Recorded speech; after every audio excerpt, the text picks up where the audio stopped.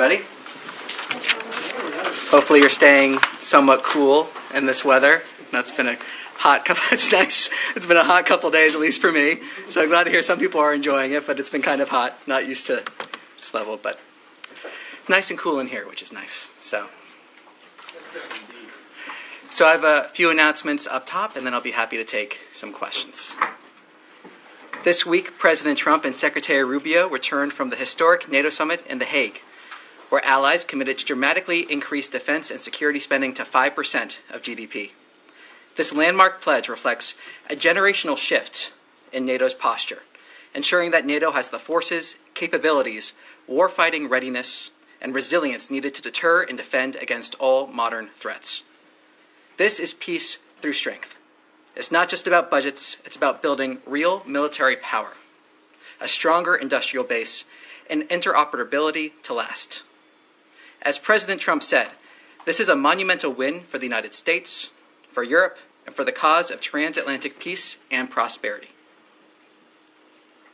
The President's leadership deserves full credit for the reinvigorating NATO and restoring strategic clarity to the alliance. Today, the Secretary announced a new visa restriction policy for family members and close personal and business associates of drug traffickers sanctioned under Executive Order 14059. This will not only prevent them from entering the United States, but it will serve as a deterrent for continued illicit activities.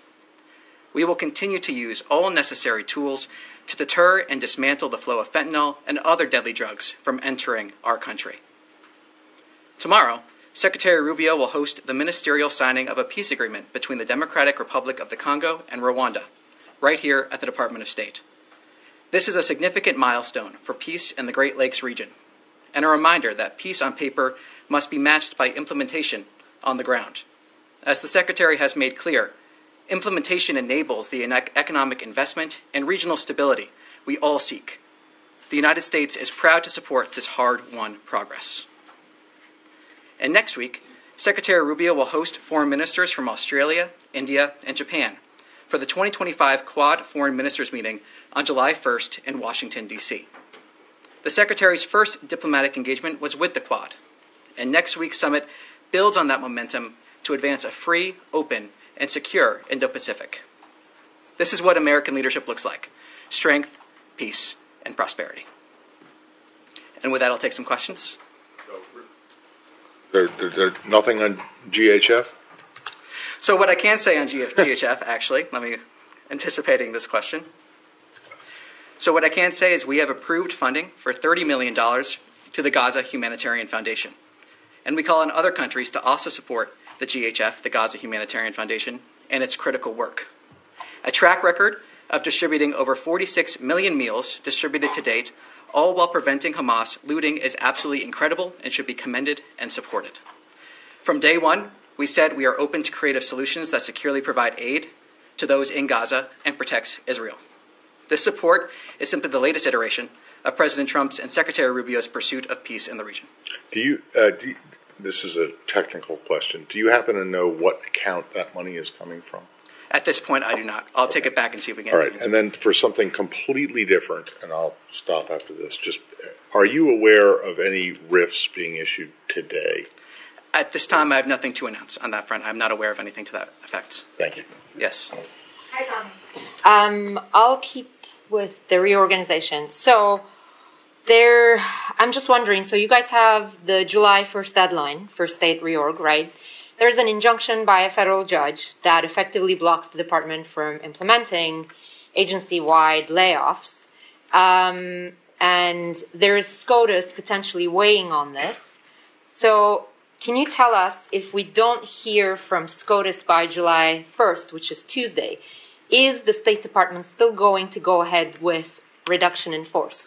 Well, I'm not going to speculate and tell the future on hypotheticals, but I can tell you we have no plans here at the department to violate a court order. Right. So you're saying that if SCOTUS between now and July the 1st does not weigh in on this, then the July 1st deadline will inevitably be postponed? Well, my first answer stands, and I'm not going to speculate further on that. We have no plans here at the department to violate. Okay. One more on this. We understand the Foreign Affairs Manual recently has been tweaked to prepare for the foundation of the RIF procedures. This administration has eliminated DEI, and it said it's bringing back merit-based. However, we understand that some of the RIFs will depend on where a foreign service officer, for example, is working at the moment. And there are critics who are saying that that type of criteria basically ignores the years of knowledge, experience, language skills these officers have accumulated. So can you help us understand how this is going to be completely merit-based? Well, look, what I can say is from the beginning, as the Secretary has said, this reorganization is about making sure we're able to meet the challenges of the 21st century, being able to move at the speed of relevance, as the Secretary says. It's about empowering people instead of a bureaucracy. And I think it's also important to note the process of this from the beginning, a full transparency in this process, communicating with the American people, with Congress, from the very beginning on this. So the point of this reorganization is, again, to move at that speed of relevancy. Again, I'll stress that I don't want to speculate moving forward exactly on what may happen, but I think it's important to remember the track record of how we got here and the ultimate point of this and what the American people, I think, would expect when it comes to meeting those challenges that we face today. Thank you.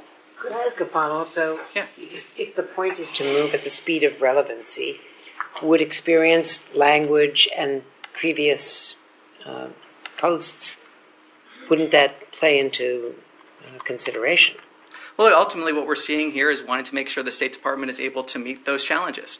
That's been this whole process that's been communicated from the beginning to make sure we're effectively meeting those challenges. So you would take those into consideration? Well, I think language proficiency, for instance? Well, again, I don't want to speculate on certain individuals or get too specific on hypotheticals. But what I can say, as the Secretary has said, is this reorganization is about making sure we're empowering people, not bureaucracy, that we're able to meet those challenges in an effective way. He has spoken to that routinely. He has spoken to that publicly. That's the point here, and I think the American people expect to see that. If I may, I also wanted to follow up on something that Matt raised on the GHF.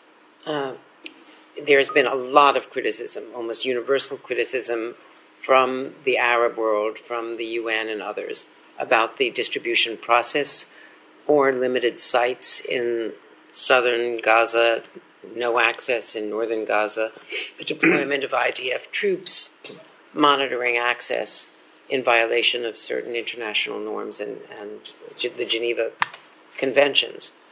Can you tell us, as the U.S. is about to begin funding, whether they are expanding the sites to more sites so that they can equal what the World Food Program and others had done previously?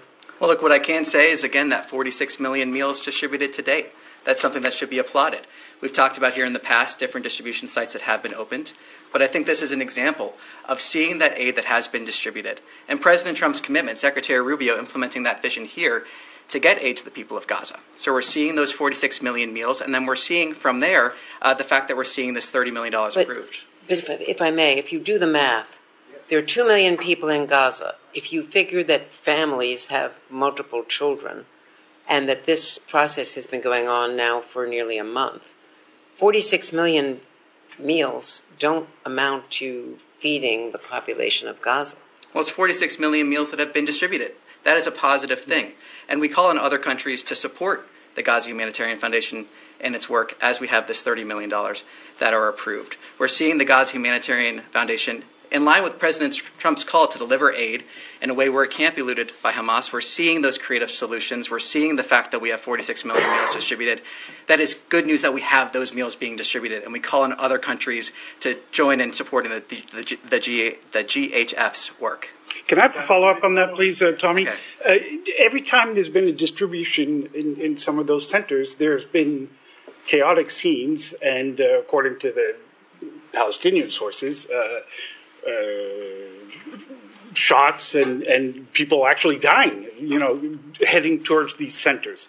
Now, the Israeli army is saying it's investigating all that, but it seems to be a pattern from the beginning. So do you have no issue with that whatsoever? What's your take on that? Well, there are two factors here. First, we refer you to the IDF on their investigations. Second, I would remind you that some of these reports are based in Hamas propaganda. So we have two factors here when it comes to some of these reports. Ultimately, we want to see aid reach the people of Gaza. The Gaza Humanitarian Foundation has delivered 46 million meals. We've seen that. We want to see that food being delivered. We see the $30 million approved. So that's what the story is here, moving to implement, get those creative solutions in there to make sure that the aid being distributed is not being looted by Hamas. And just a follow-up on that, you said $30 million.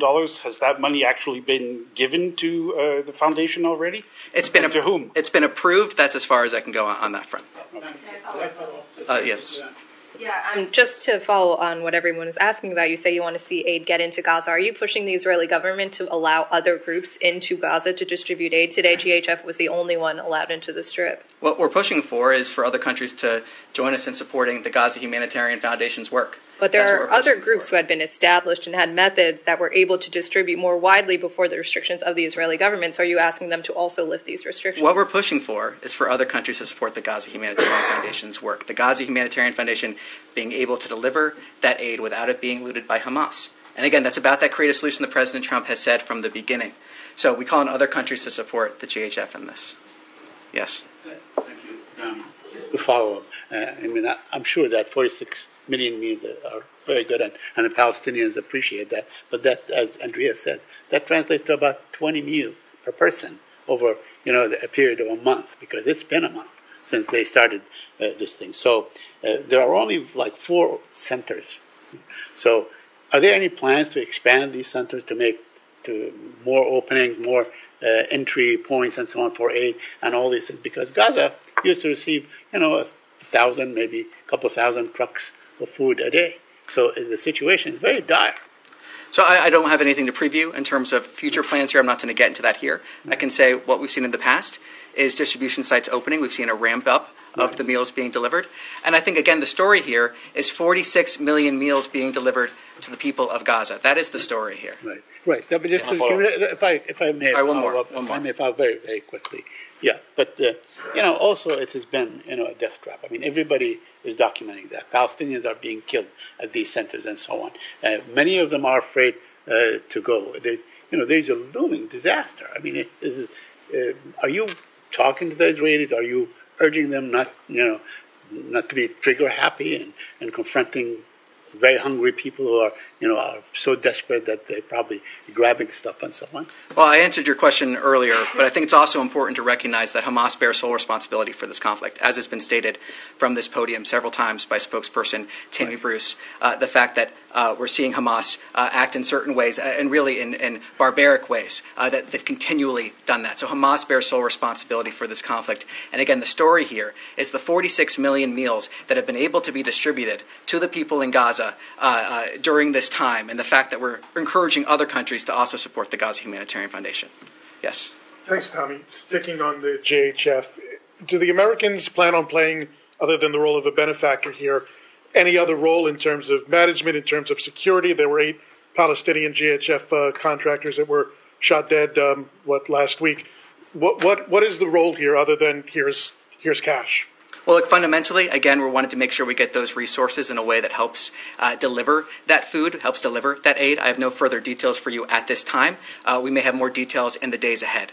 But ultimately, this is about those 46 million meals and trying to get more aid into Gaza in the sense of that $30 million that's been approved for the Gaza Humanitarian Foundation. Special Envoy Witkoff stressed moving forward with the Abraham Accords. President Abbas wrote a letter to President Trump, basically, congratulating him on the Iranian ceasefire, expressing his desire to move forward with the peace process here. I'm trying to figure out, because there's been almost no discussions between, at least publicly, between the State Department and the Palestinian Authority. I know Tammy always says just because you don't see it doesn't mean it's not going on. But where if Hamas is going to be out of the picture, maybe Arab countries don't know where it's going, what is the State Department's vision for future Palestinian Authority involvement in the region? What is the vision? What is the policy? Well, right now, what we're looking at is trying to get a ceasefire. That is our focus. Our focus now is the ceasefire we need to see. Our focus is getting to that ceasefire, standing with Israel's right to defend itself, its right to protect itself. That's where we are currently. That's where our focus is. And that's where it's going to remain until we reach those goals. Yes? Hi, Tommy, I'm going to stick on this subject just for a little bit more. You keep saying that the story is the distribution of 40 plus million meals.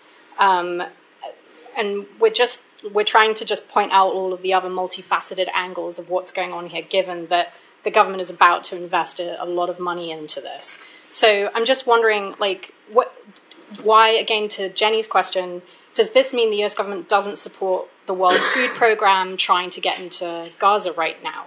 If not, why not? We're just trying to get a clear answer on why is it just one organization and not the others? Well, as I just said, what this indicates is the fact that we have $30 million approved for the Gaza Humanitarian Foundation. That's what this indicates. We've also seen the Gaza Humanitarian Foundation, as I was saying, been able to deliver aid in a way that is not being looted by Hamas. The story here, again, as I've said, as you pointed out, is that 46 million meals. That's the story here, and the fact that we're encouraging other countries to step up and support this. The President's been clear. He's been looking for those creative solutions to get aid into Gaza. This is one of those indicators showing a follow-through on that commitment from Secretary Rubio here implementing that vision at the State Department. And I don't know, sorry, if I could just have one more. I don't know if you've seen in the last couple of weeks, there was an American security contractor who used to work for the organization. He wrote his experience in ZTO, and he described how the contractors, the Americans going to work for the Gaza Humanitarian Foundation, were themselves not getting enough sleep, not getting enough to eat. He describes how some of the contractors were picking up food from the ground, food that was supposed to go to the Palestinian people. I'm just going to very quickly read this to you. He said, "We're telling crying women trying to pick up food for their families that they had to go, and they were looking at this food on the ground that they desperately needed, and they couldn't take it." He said it was absolutely horrific. So when you say the story is that they are getting millions of meals out, the other side of it is that there are many more people who are not getting food, and it's not enough food. And the security situation on the ground, other stories are starting to come out about people who are actually there. So do you have a comment on the experience of some of these contractors who you're about to fund? Well, every single one of these briefings, every single day, we have conversations about the situation in Gaza. Every single day, we have those conversations. And every single day, we've been working in terms of trying to figure out creative ways to get aid to the people of Gaza. Every single day, we've been working on that. The humanitarian situation, trying to address that. Every single day. And what we're seeing here is that $30 million commitment to this organization. That is what we're seeing. That is the commitment that President Trump laid out in terms of trying to get those creative solutions in there. So that's really what we're talking about here, that $30 million going to that organization, the 46 million meals. But of course we're aware of what's happening in Gaza. That's part of why the President had this commitment to get aid in there, but also to get to that ceasefire, get to that peace, talking about long-term prosperity for everyone in the region. The fact that the people of Gaza have suffered tremendously under the hands of Hamas. The President has spoken about this continually, so has Secretary Rubio. So that's part of what we're seeing here, that $30 million to this foundation. And we encourage, as I said, other countries to also join in supporting this effort. Yes. Thank you, Tommy. On Iran, there's been some perhaps mixed messaging on the diplomatic outlook. The president has said he doesn't think a deal is necessary, but Special Envoy Witkoff said yesterday that he's hoping for a comprehensive peace agreement. If talks with Iran do indeed happen next week, as the president said they would, can you say what the goal would be for those discussions? Well, I refer you to my colleague Caroline. She spoke about this at the press briefing at the White House. One of the things that she said there was the goal of an Iranian meeting is to obtain long-standing peace in the region, and I have nothing further to add to her comments. So no nuclear agreement would that be necessary? Again, nothing to add in addition to my colleague Caroline's comments. Yes, sir. Yes. Yeah. No, right here. Yep. You. Thank you. Thanks, Todd. You mentioned Israeli army investigations into some of the food distribution incidents at these GHF sites. On June 2nd, Ambassador Huckabee attacked the press for reporting on some of the scenes of chaos and bloodshed, and he said that all the meals back then initially had been distributed smoothly and without incident. Will the ambassador amend his statement against the press if the Israeli army confirms that there had indeed been chaos and bloodshed at the aid distribution sites? Well, I'm not going to speculate on the future there. What I can say is, as refer you to my earlier answer about the two dynamics that we're dealing with. And then secondly, there's been some reporting from Israel today about what happens next, assuming there's a durable ceasefire that endures, including the US and Israel talking about bringing Syria and Saudi Arabia into the Abraham Accords, and that a peace plan could help Arab countries help administer Gaza if Hamas is removed. Are you able to talk about that at all, or describe the administration's next focus for the region? I'm not going to speculate. As I said, our focus remains on achieving that ceasefire. Yes. Today in Riyadh, there was a meeting between Saudi Foreign Prince Faisal bin Farhan and U.S. Special Envoy Tom Barak. Can you give us more details or read out about the meeting? Nothing to preview here. I'll take back your question and see if there's anything we're able to. And I have a follow-up about the GHF. You said that there are investigations. Or are you aware that there are investigations from the Israelis? Because you said that they are looting by Hamas, but we are seeing kids dying. So why they are using force when there are kids like just trying to get food that they are in dire need for?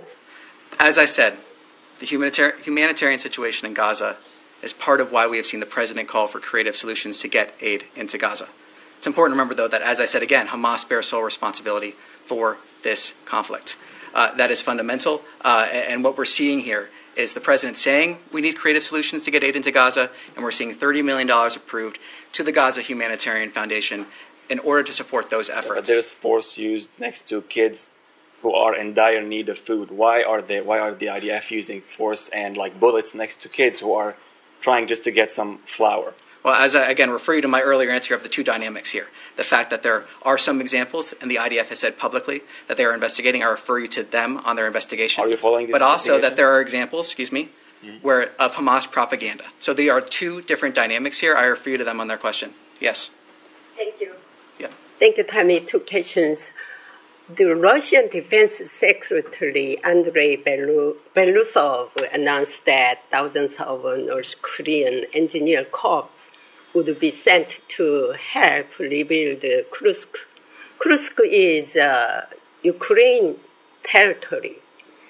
Do you think this will be an issue between Russia and Ukraine in ceasefire talks? I'm sorry, could you repeat that one more time? I missed the first part of your question. First part, the Russian Defense Defense Secretary Belousov announced that thousands of North Korean engineer corps would be sent to help rebuild Kursk, Ukraine territories. So do you think this will be an issue between Russia and Ukraine in ceasefire talks? On the issue of North Korea's support for Russia or vice versa, we've spoken to that multiple times from this podium. I refer you to those earlier comments from myself and spokesperson Bruce. As the president has said many times, we hope to see that ceasefire, that long peace. We've been working for that, engaging with that. Ultimately, it is up to the parties in order to reach that. One more. Do you know how much will the U.S. increase its defense cost sharing with South Korea, and when will you discuss this issue? Let me take back your question and see if we can get some further details for you. Somewhat related to that, can I just ask a logistical thing, and just very quick? You mentioned the Quad meeting that the Secretary is going to be hosting. Yes. He is still planning to meet with these foreign ministers individually before Quad meeting, right? I'll see what we're able to read out. At this point, I can confirm the Quad meeting, but I'll see if I can get you more details on that. Thanks. Can I go to Africa? What you asked, what you talked about at the beginning. Mm-hmm. What exactly is being signed tomorrow? Because Nobel Peace Prize winner Denis Mukwege said that this peace process has been opaque, non-inclusive, that this deal rewards aggression. I mean, he's been very critical of this, so I'm wondering what exactly is being signed here. Also, first of all, as you mentioned, tomorrow Secretary Rubio will host the ministerial signing of the peace agreement between the Democratic Republic of the Congo and the Republic of Rwanda right here at the State Department. There are provisions on respect for territorial integrity and a prohibition of hostilities, disengagement, disarmament, and conditional integration of non-state armed groups, establishment of a joint security coordination mechanism that incorporates the CONOPS of October 31st, 2024, facilitation of the return of refugees and internally displaced persons, as well as humanitarian access and a regional economic integration framework. So, though I would stress also what was mentioned in my topper, that it is with implementation of this agreement that the economic investment and development we all want to see will be possible. So you talk about regional framework, but this is just between two countries, and there are a lot of countries involved in this conflict. Well, I think ultimately, again, refer you to the comments I just had there. There'll be more information as we approach the day itself. But this is good news. This is good news. This is a fantastic achievement. We're proud to support this effort, and we applaud this effort. Yes. So I have two questions on China. One is that China reportedly is tracking down its rare earth exports and seizing the passports. Can you please confirm that? And secondly, as the State Department increases scrutiny on the student visas of foreign students, particularly from China, I'm wondering if the department has concerns about the Chinese student associations in the U.S., given their ties to the Chinese consulates, and they have been described as a tool to extend Chinese influence. So on your first question, I'll take that back, see if we can get you some details on that. On the second, on student visas and on our visa policies here in general, what I can say is that every single visa decision is a national security decision, and that's something that Secretary Rubio takes incredibly seriously. And I think it's the American people want that to be taken seriously, the ability to properly vet certain rules, regulations. Every single visa decision is a national security decision, no matter who you are applying for a visa. And that's, like I said, something the Secretary takes very seriously. So that's all for today. Thank you very much. Appreciate it.